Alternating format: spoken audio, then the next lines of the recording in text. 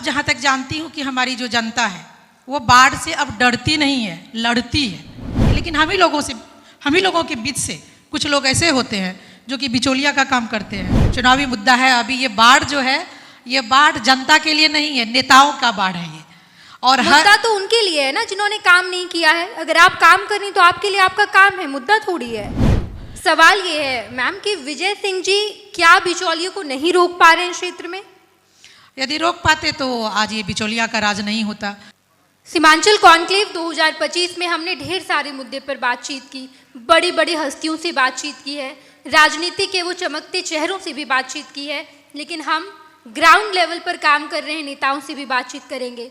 महिला प्रतिनिधित्व कितना है राजनीति में? भले ही नीतीश कुमार लगातार ये कहते हैं कि हम महिलाओं को आगे बढ़ाने के लिए आरक्षण लाया, हमने ढेर सारे काम किए हैं।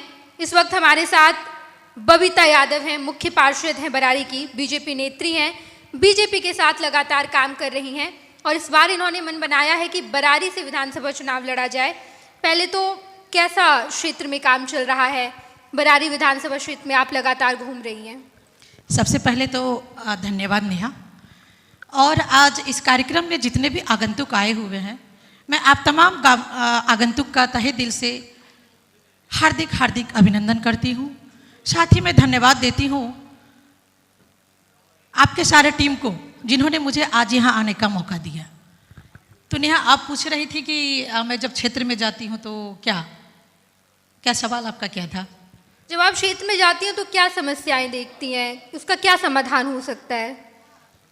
देखिए, अगर समस्याएं की बात करूं तो इसे कोई बचा नहीं है और ये इसे कोई अछूता भी नहीं है। जहां भी जाइए, जिस विभाग में आप जाइए, समस्याएं ही समस्याएं हैं। लेकिन जब मैं क्षेत्र में जाती हूं तो कहीं ना कहीं हमारी जनता हमें देखकर जब उत्साहित होती है, उसके अंदर कहीं ना कहीं एक प्राउड फील होता है कि जब हमारी नेत्री आई हैं उसके अंदर एक उम्मीद की किरण जगती है कि जब मैडम के पास हम आए हैं या तो फिर मैडम हमारे बीच आई हैं तो काम की गारंटी है। क्या क्या समस्या है बरारी में? देखिए, समस्याएं अगर मैं गिनाना चाहूँ तो फिर आपके पास समय नहीं होगा, लेकिन अभी एक दो गिना दीजिए। अभी मैं बता दूं, जैसे कि बाढ़, ये बाढ़ अग्रसित हम लोग क्षेत्र से आते हैं, हर साल बाढ़ आती है। और बाढ़ जब भी आती है ये विभीषिका में आए दिन कुछ न कुछ आरोप प्रत्यारोप होता रहता है, चाहे वो सरकार किसकी हो ये मायने नहीं रखता है। लेकिन मैं अब जहाँ तक जानती हूँ कि हमारी जो जनता है वो बाढ़ से अब डरती नहीं है, लड़ती है। तो और हमारी जनता की समस्या है जी, ये समस्या तो पूरी सीमांचल की समस्या बिल्कुल है। तो इसलिए मैं कह रही हूँ कि अब हमारी जनता बाढ़ से डरती नहीं है, लड़ती है। वो पहले से कमर मुझे कस के बताइए ना, तैयार बरारी रहती की है। विशेष क्या समस्याएं हैं? बरारी की भी वही है, जैसे कि हमारे यहाँ कोसी नदी है, गंगा नदी है, बरंडी है, सीपेज का पानी है। तो जब बाढ़ आती है तो काफ़ी भयावह स्थिति होती है हमारे यहाँ की। और सरकार के द्वारा हमारे यहाँ आने से पहले बहुत सारी ऐसी नेत्री आई, बहुत सारे नेता ऐसे आए जिन्होंने बताया कि जो बाढ़ आती है, ये आपदा का जो राशि आती है या फिर जो सुविधाएं आती है जनता को लेकर, तो हर जगह वो बिचौलियों का ही काम होता है।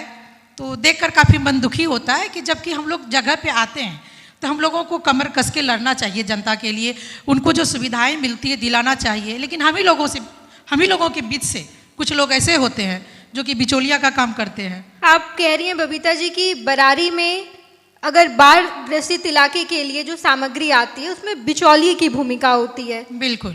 तो वहाँ तो विधायक आप ही के हैं, एनडीए के विधायक हैं। जी हाँ, बिल्कुल। तो वो काम नहीं कर रहे हैं क्या? कैसे बिचौलिए आ जा रहे हैं? देखिए, फिर मैं वही बात बता रही हूँ, विधायक जी हो, मंत्री हो या फिर हम जैसी जनप्रतिनिधि हो, लेकिन सबके सामने बिचौलिया का जो है ना वो राज रहता है। विधायक जी नहीं रोक पा रहे हैं। विधायक जी रोक नहीं पा रहे हैं। देखिए, ये चुनाव का टाइम है ना, चुनावी मुद्दा है अभी। ये बाढ़ जो है ये बाढ़ जनता के लिए नहीं है, नेताओं का बाढ़ है ये।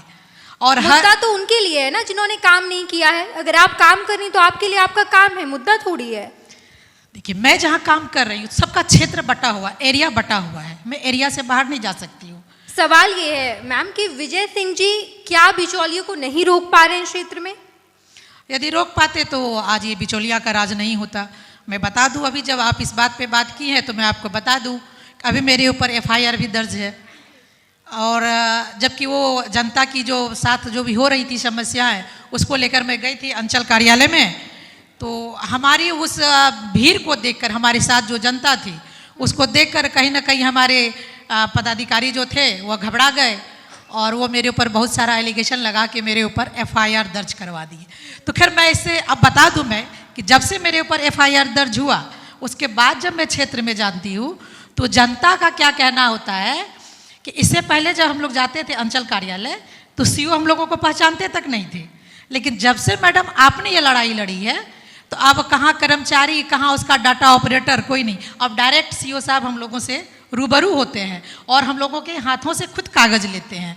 तो आप जब से लड़े हैं तो हम लोगों का काम खटाखट हो रहा है, तो फिर अच्छा लगता है सुन के। तो फिर मैं कहती हूँ अगर हमारे लड़ाई लड़ने से आप लोगों को सुविधा मिल रही है, आप लोगों का काम हो रहा है, तो ऐसी लड़ाई में बार बार लड़ने के लिए तैयार हूँ और एक एफआईआर नहीं 1000 एफआईआर में अपने ऊपर लेने के लिए तैयार हूँ। आप बरारी से चुनाव लड़ना चाहती हैं, बीजेपी के टिकट पर आप अपनी दावेदारी पेश कर रही हैं। बिल्कुल। वहाँ से एनडीए के विधायक हैं, जेडीयू के विधायक हैं विजय सिंह जी, आपको मिल जाएगा ना टिकट? देखिए अभी नहीं कह सकते हम कि हमको मिलेगा या नहीं मिलेगा, क्योंकि देखिए गठबंधन की बात आती है तो बहुत सारी बात आती है, लेकिन शीर्ष नेता की ओर से तो अभी मतलब कुछ ऐसा है नहीं, लेकिन जनता की ओर से मुझे लगातार आ रही हैं इस तरह का हमारे ऊपर कि मैडम आप मैदान में आइए, हम लोग आपके साथ हैं।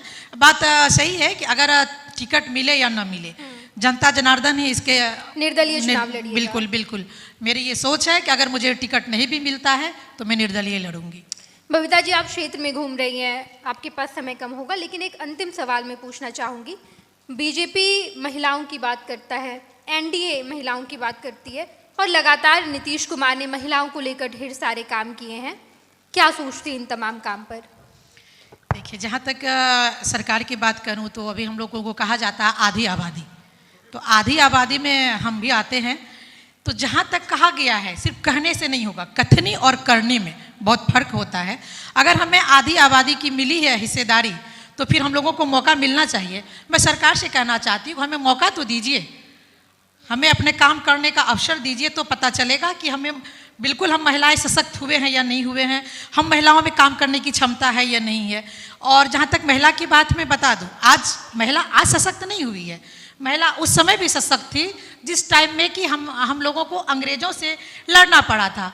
मैं आपको बता दूं इस चैनल के माध्यम से कि हम महिला उस समय भी वही थे जिसके लिए हम महिला की अगर बात करें। बिल्कुल बबीता जी, आपका बहुत बहुत धन्यवाद।